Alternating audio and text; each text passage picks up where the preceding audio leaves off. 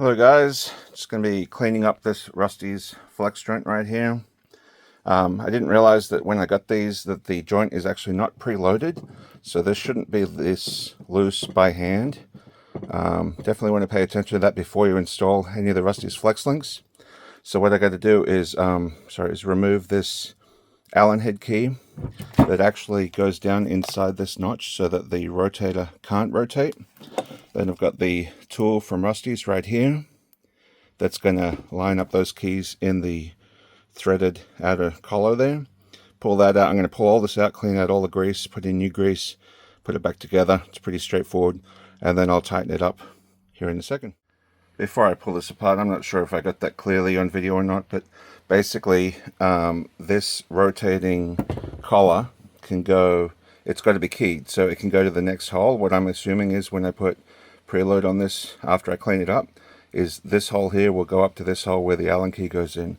But this is definitely too loose for the weight of the vehicle, and when it's in the vehicle, I mean, it doesn't rattle or anything, but it should be a little bit tighter than that so it doesn't move around and take the grease and whatever dirt is in there and wear out the inside material.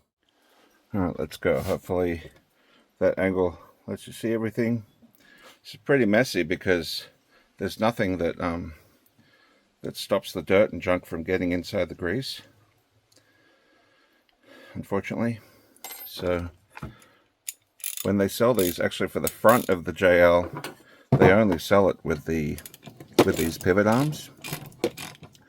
They don't, with the flex joints I should say, they don't sell it with a rubber joint, and I think that's because the other end is the factory bushing. Oh, where's the rag? The other end is the factory bushing, and it can only flex like a little bit. So with these flex arms, you get much better articulation on the front. Get that cleaned up a bit. Put it out the side. Now this, I should be able to get it to kind of pop that out of there. There we go. So I was just pushing in from underneath. I can't remember off the top of my head if this is Delrin or just polyurethane, but this is like the really hard plastic material. And let's make sure I can show you that. It's actually got little tiny grooves cut in it. I'm sure to hold grease, so I'm going to get that dirty grease out of there.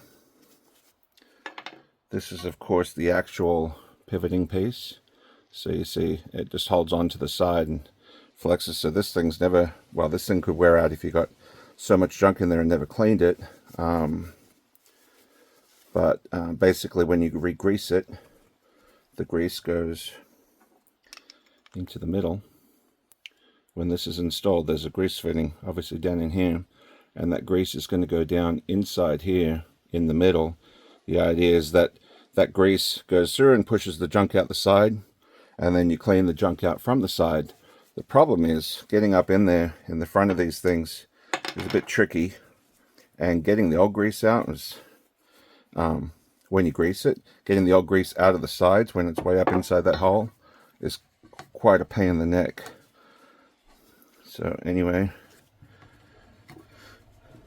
get this grease clean the rest of the way.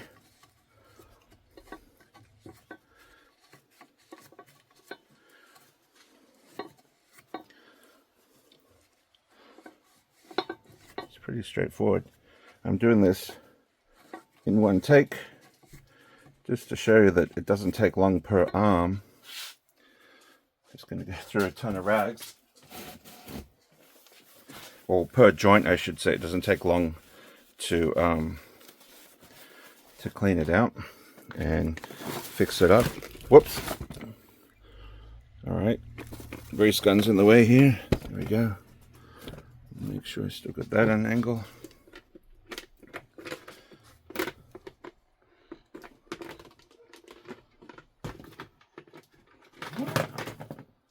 Dealing with grease in a grease gun. I'm just going to get all of this inside here, coat it up all the way. Then I'll take the ball,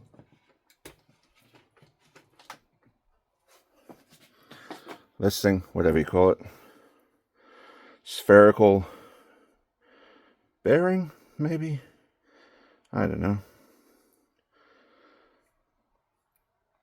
Get that guy in there. I'm gonna clean this. Obviously, you know, you can see it's concave, so it's got to go the ball against the correct end, obviously. So I'm gonna grease that. Make sure all those holes have grease in them. And that just fits down quite evenly. I'm gonna put the rest of the grease on this, because when this fitting goes down, when this threaded bit goes down, this metal will go against that plastic, so just add a little bit extra to make sure that that doesn't get interference, and hopefully keep some of the junk out. Now you see the sides are all threaded, and this cup on the inside is threaded. So I'm gonna push the Delrin material, or whatever it's called, I'll look it up and post it. Now you see this is going to go like that. Interesting.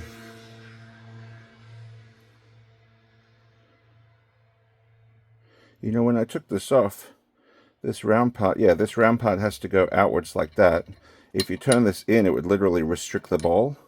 So see this curved part here, concave bit, that has to face outwards, because that's how it was when I got it.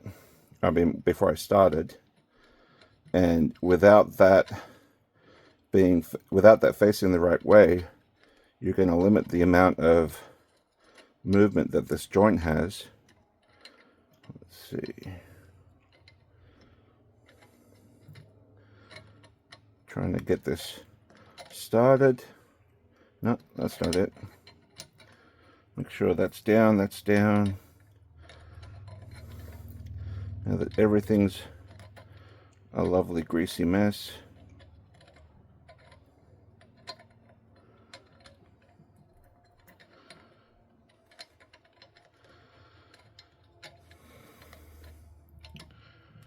Okay.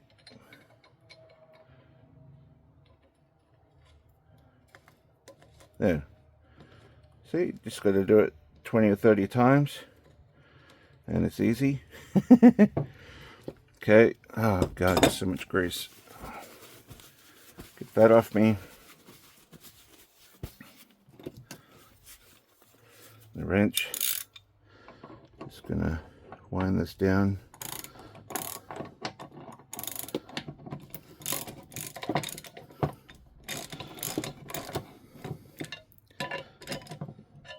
Okay, let's see where we're at. See, it's already too tight to move by hand. You see the Allen key is trying to line up with that hole. That's going to be too tight. So let me back this out to the next hole.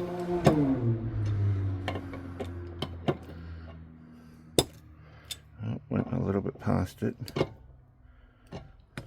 There. Oh.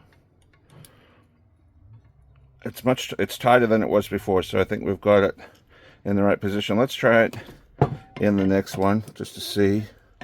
I don't think it's going to want to go there.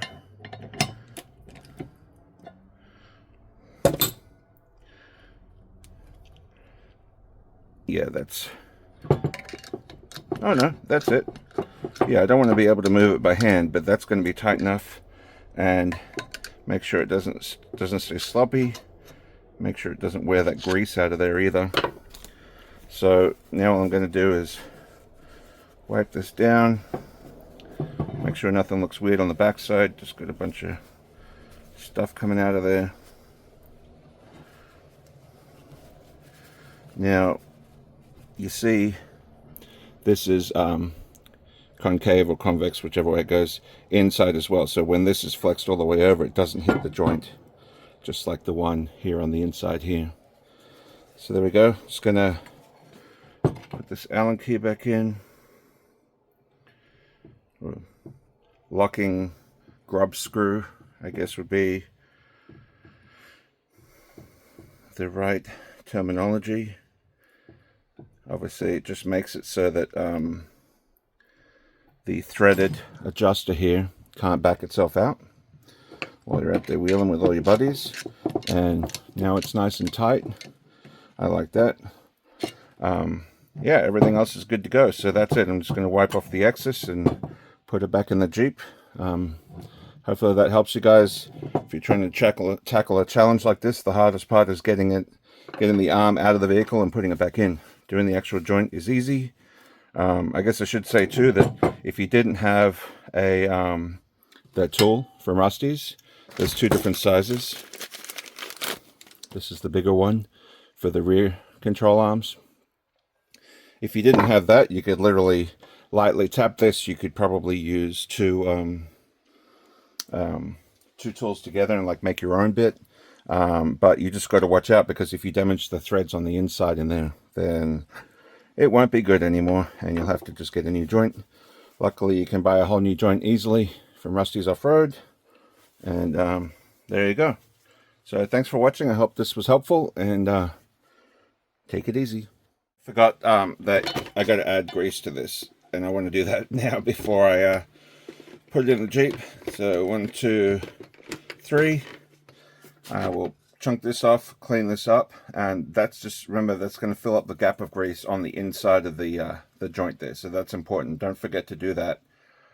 If you forget to do it here, you can do it in the Jeep. Make sure your grease fitting is accessible when you put the control arm in, but make sure you put grease in there just so that it's got the right amount on the inside. Thanks, guys.